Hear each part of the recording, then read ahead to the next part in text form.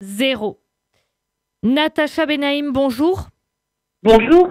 Merci d'avoir répondu à l'invitation de Radio J pour évoquer ce qui s'est passé donc à la synagogue de Rouen.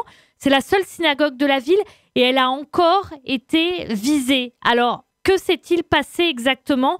Ce matin, Yonatan Arfi a évoqué ce tag antisémite lors d'une interview. Donc, que s'est-il passé ?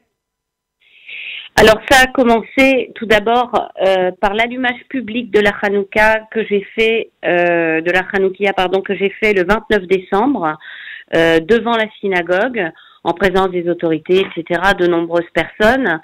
Et en fait, un individu déterminé s'est glissé dans la foule, puisque personne ne l'a vu. Et comme les gens tournaient le dos à la synagogue pendant le discours, il était à son aise pour pouvoir donc dessiner une croix gammée sur l'édifice de la synagogue. Et, voilà. Et vous avez vu qui c'était ? Est-ce qu'il a pu être arrêté ? Est-ce qu'on a son signalement ? Non, non, pas du tout. Alors en fait, là où il était, c'est un angle mort, on ne pouvait pas le voir. Par contre, quand la foule s'est dispersée, effectivement, il y a un jeune de la communauté qui m'a appelé et qui m'a dit « Regarde ». Alors là, on était complètement choqués, puisque on s'est dit, il a voulu, enfin je veux dire, il est venu, il n'a pas eu peur ni des policiers qui étaient armés, ni de la foule, ni, je veux dire, il était, voilà. Vous le savez, il a fait ça, il a tagué cette croix gammée, oui. ou elle d'ailleurs, pendant l'allumage des bougies de Hanouka, c'est ça ? Exactement. Exactement. Donc ça, c'est un premier tag. Et puis hier, on a une avocate de la communauté qui a son bureau juste à côté. Eh bien, m'a téléphoné tout de suite parce qu'en fait, donc on suppose que c'est pendant le week-end, à nouveau des tags antisémites, c'est-à-dire une croix gammée en rose sous l'interphone et en face, juste en face de la synagogue, au pied de la résidence du rabbin. Eh bien, on a à nouveau deux croix gammées, une qui dit Hitler acteur et une autre qui dit juif pédophile à gazer. D'accord. Donc, c'est immonde, hein. C'est immonde, hein.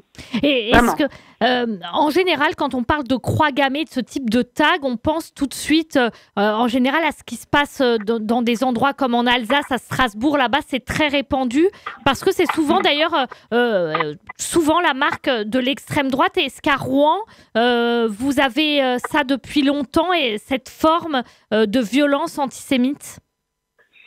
Non, pas vraiment en fait. C'est vraiment depuis le 7 octobre où tout s'est déchaîné. Mais je pense que c'est sur le national, hein. Tout s'est déchaîné et là c'est vraiment une escalade parce que on a commencé par l'incendie criminel de la synagogue. L'individu donc du 17 mai. Ça c'était le 17 mai dernier, effectivement.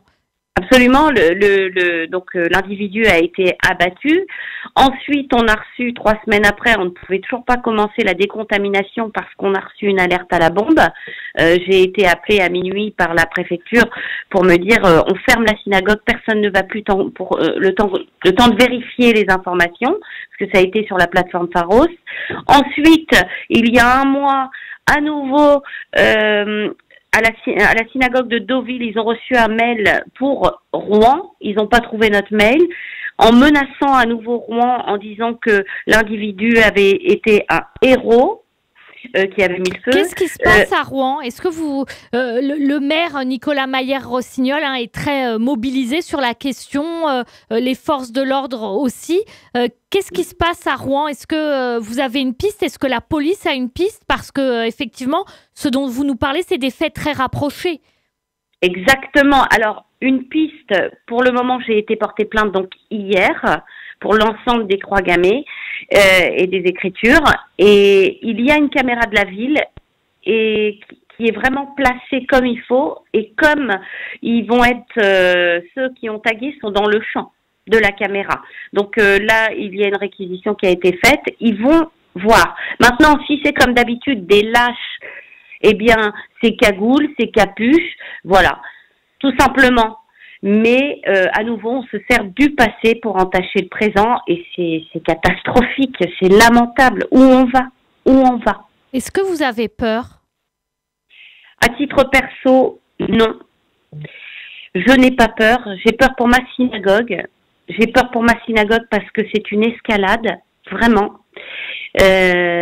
Et je tiens à dire, et je pense comme tous les Juifs de France, qu'on est là, qu'on va rester là et qu'on va rien lâcher. Moi, ma synagogue va être reconstruite, c'est clair, et on va à nouveau prier dans cette synagogue qui sera évidemment plus belle et plus flamboyante.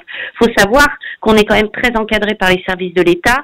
On prie dans une petite salle en centre-ville de Rouen où on est depuis l'incendie.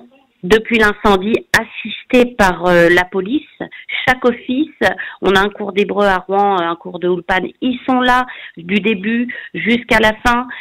Quand il y a Talmud Torah, de la même façon, quand il y a une fête, un repas, de la même façon, ils sont toujours là. Et c'est vrai que même quand il y a eu ces changements de gouvernement successifs où c'était compliqué, et alors certains ministres disent bon, c'est juste à l'entrée et à la sortie des cultes, pas de statique.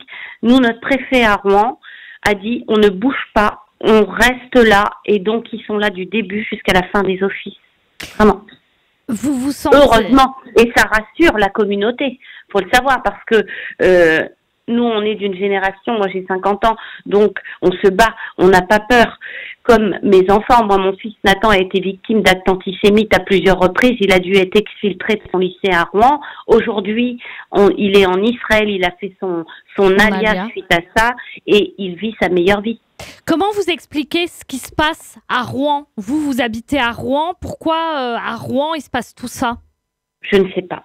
Je ne sais pas. En tout cas, à Rouen, on n'a pas décidé de se taire. Moi, j'ai pas décidé de me taire. Alors, c'est peut-être pour ça, parce que je rends ça public, parce que je pense que se cacher, c'est pas la bonne solution, mais de dénoncer et de dire ce qui se passe, c'est important. Donc, forcément, quand vous dites et quand vous dénoncez, on attire l'attention. C'est à double tranchant. Merci. Mais je ne sais pas, voilà, cette déferlante. Et j'en suis vraiment navrée. Merci beaucoup. Je vous en prie. Pour ce témoignage. Et puis, bon courage. Et n'hésitez pas à me tenir au courant. Vous avez mon numéro de téléphone maintenant. Si jamais la personne est arrêtée, etc., n'hésitez pas à me contacter. D'accord? D'accord, très très bien. De tout cœur avec beaucoup. Vous. Bon courage et Eva. bravo pour votre ténacité. Merci. Merci Eva. Merci. Au revoir. Au revoir.